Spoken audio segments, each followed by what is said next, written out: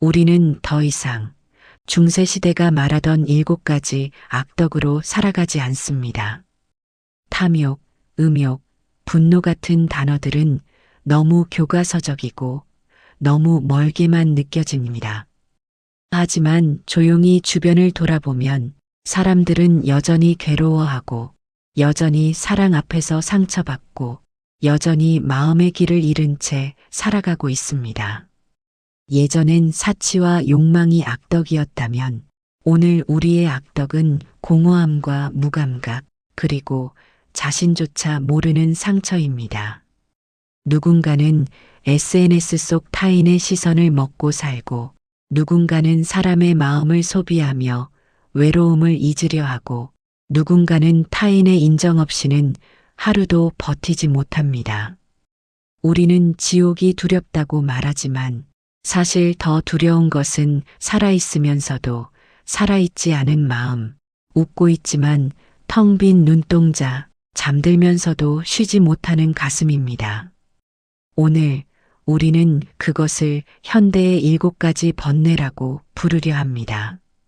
신앙이 아니라 철학이 아니라 그저 지금을 살아가는 한 인간의 이야기로.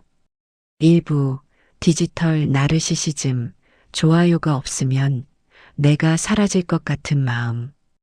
우리는 예전보다 더 많이 연결되어 있지만 이상하게도 그 어느 때보다 외롭습니다. 사진을 찍을 때도 순간을 느끼기보다 먼저 생각합니다. 이 사진 사람들이 좋아할까? 웃는 얼굴 뒤에는 나 지금 괜찮아 보이나요? 라는 보이지 않는 질문이 숨겨져 있습니다. SNS 속 우리는 완벽합니다. 잡티 없는 피부, 행복한 일상, 사랑받는 삶. 하지만 화면을 끄는 순간 조용히 묻습니다. 나는 정말 괜찮은 사람일까? 아니면 그냥 필터가 만든 나일까? 사람들은 말합니다. 요즘 애들은 다 SNS 중독이야. 하지만 사실은 SNS가 아니라 사랑받고 싶다는 마음에 중독된 것입니다. 우리는 마음 깊은 곳에서 이렇게 외치고 있습니다. 나 좀 봐줘. 나 존재해도 괜찮다고, 괜찮은 사람이라고 말해줘. 그러나 아무리 많은 좋아요를 받아도 꽉 찬 하트 숫자가 우리 마음속 빈 공간을 다 채워주지는 않습니다. 타인의 시선으로 살아가는 삶은 결국 언젠가 나를 잃어버리게 만듭니다. 자신을 찍는 렌즈를 잠시 내려놓고 세상이 아닌 나 자신을 바라보는 용기. 그것이 디지털 나르시시즘에서 벗어나는 첫걸음입니다. 2부 감정 소비주의 마음을 쓰레기처럼 버리는 시대. 우리는 지금 필요한 것이 생기면 클릭 한 번으로 집 앞까지 배달되는 시대에 살고 있습니다. 문제는 이 소비의 방식이 물건을 넘어서 사람의 마음에까지 적용되고 있다는 것입니다. 외로우면 대화를 걸고, 심심하면 관심을 받고, 지루해지면 그냥 떠납니다. 사람을 위로가 아니라 감정 해소 도구처럼 사용하는 것입니다. 그래서 요즘 가장 많은 상처는 헤어진 사람 때문에가 아니라 대체할 수 있는 사람처럼 취급당했기 때문에 생깁니다. 가볍게 시작된 관계는 빨리 식고 감정은 깊어지기 전에 잘라내고 상처를 주는 것도 받는 것도 이제는 너무 쉬워졌습니다. 하지만 스스로에게 이렇게 물어본 적이 있나요? 나는 지금 사랑을 나누고 있는 걸까? 아니면 외로움을 소비하고 있는 걸까?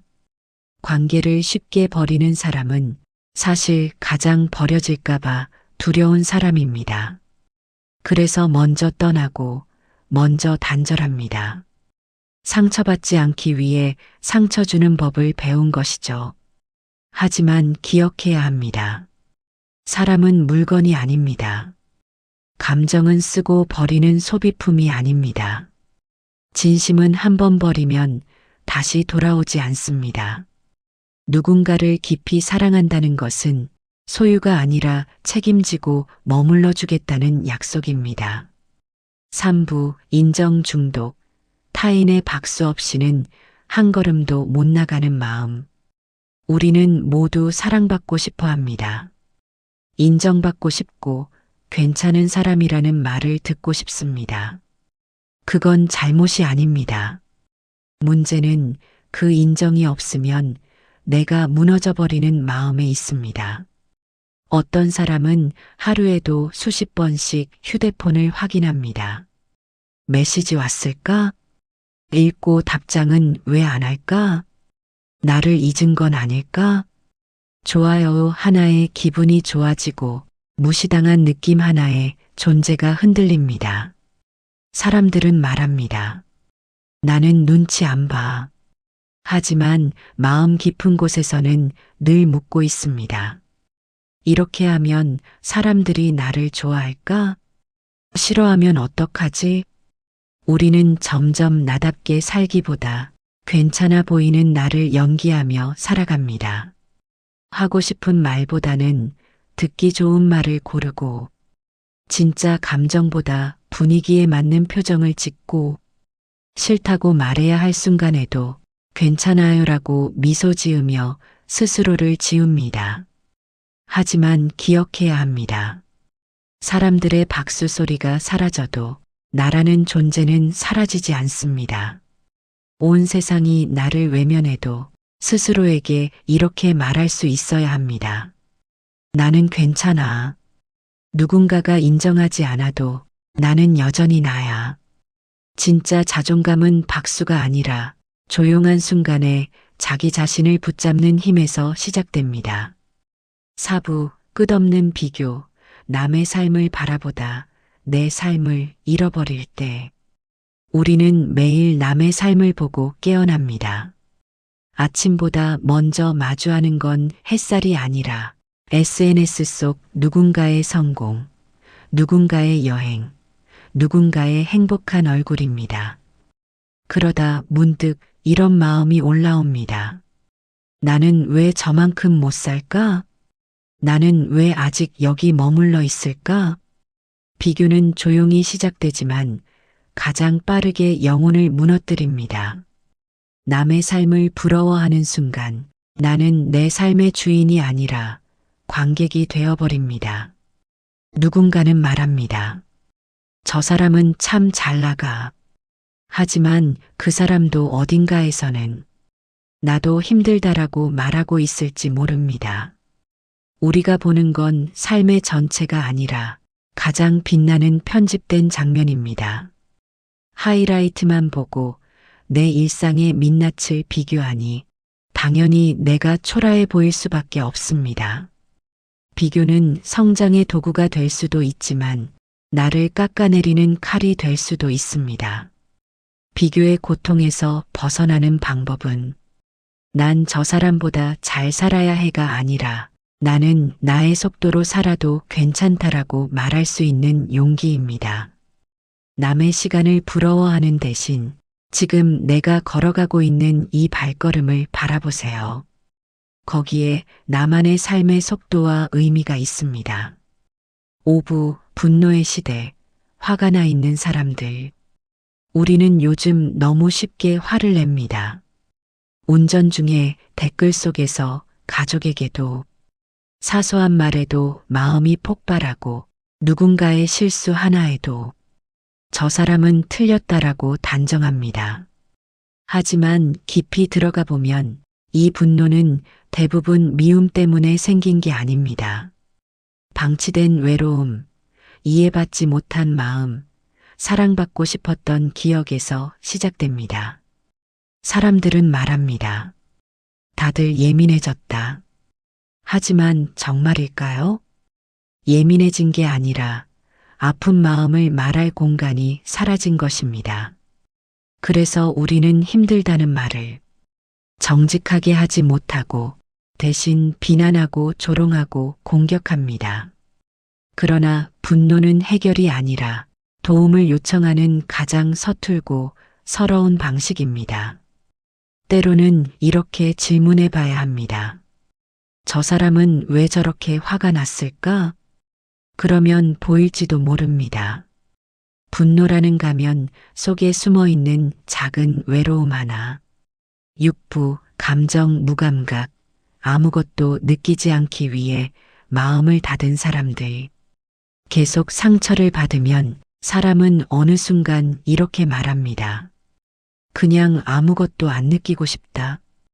그래서 마음의 문을 닫습니다. 기대하지 않고 실망하지 않으려 하고 사랑도 깊게 하지 않으려 합니다. 기쁨보다도 상처가 두렵기 때문입니다. 하지만 문제는 문을 닫으면 슬픔만 막히는 게 아니라 따뜻함도 위로도 사랑도 함께 들어오지 못한다는 것.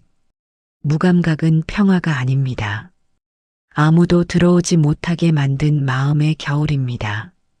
가끔은 아파하는 것이 정상이지만 그 아픔을 느끼기 위해서는 살아있는 마음이 필요합니다.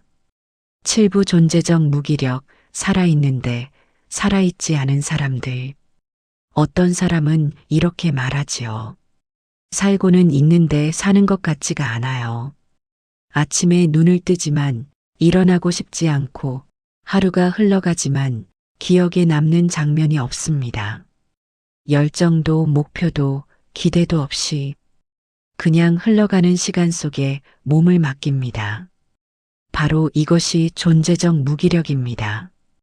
빅터 프랭클은 말했습니다. 삶의 의미를 잃어버린 사람은 천천히 소멸된다. 삶은 우리에게 늘 묻습니다. 너는 오늘 왜 살아가고 있니? 그 질문에 답을 하지 못할 때 마음은 천천히 흐려집니다. 하지만 기억하세요. 의미는 큰 목표에서 시작되는 것이 아니라 지금 이 순간 누군가를 사랑하고 무언가를 진심으로 바라보는 마음에서 시작됩니다. 예전 사람들은 지옥을 두려워했습니다. 하지만 현대를 살아가는 우리는 조금 다른 지옥을 두려워합니다. 살아있으면서도 살아있지 않은 상태. 웃고 있지만 마음은 울고 있는 상태. 사랑받고 싶지만 아무에게도 다가가지 못하는 상태.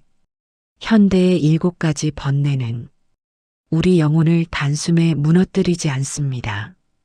조용히, 천천히, 아무도 모르게 우리 자신을 잊게 만듭니다. 하지만 희망은 아주 가까이에 있습니다.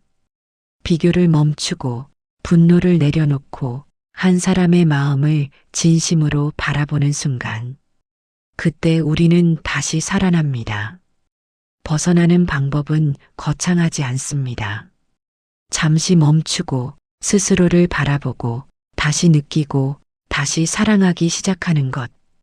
그것이 영혼을 되찾는 첫걸음입니다.